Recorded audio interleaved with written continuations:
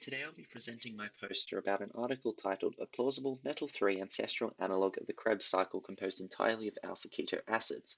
Throughout recent times, scientists have attempted to understand the prebiotic roots of metabolic pathways by focusing on modern biological transformations. These transformations simulate the use of cofactors and enzymes by using metals in their place. In this research paper, the scientists were able to show that the reaction between glyoxylate and pyruvate under mild aqueous conditions was able to produce the alpha-keto acid analogues of the reductive citric acid cycle, also known as the Krebs cycle and the tricarboxylic acid cycle, without using metals or enzymes as catalysts. It is believed that this sequence of prebiotic reactions could have enabled sophisticated pathways to operate under the control of a catalyst. In this paper, the scientists attempted to understand the prebiotic pathways in which the citric acid cycle was conducted. They made use of a strategy that identified the underlying chemistries of the citric acid cycle and applied them to molecules that could have existed on early Earth.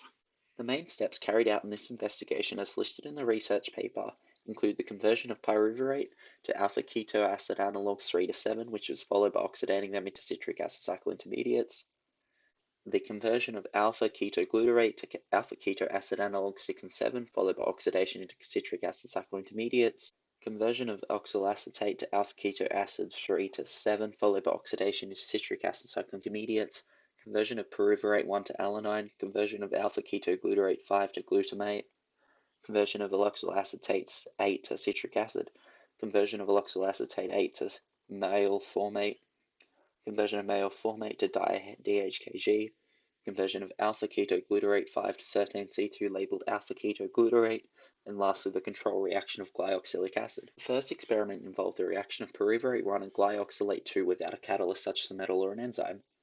The reaction was carried out in 0.5 molar phosphate buffer with a pH of 7, which was heated to 50 degrees Celsius. This led to the major products consisting of 5 alpha-keto acid analogues, 3 to 7, and a total yield of 57% after 21 hours. The next experiment involved the reaction sequence of glyoxylate and alpha-ketoglutarate in place of pyruvate. This resulted in a 36% yield of isocitryl formate 6 and the dehydration of acanthol formate 7 with a 21% yield. These steps occurred in equilibrium, which demonstrate how the reaction to acanthol formate is reversible. It was also discovered that the alpha-keto acid analogues of the RTCA cycle intermediates can be found from only starting from glyoxylate, pyruvate, and alkoxyl acetate.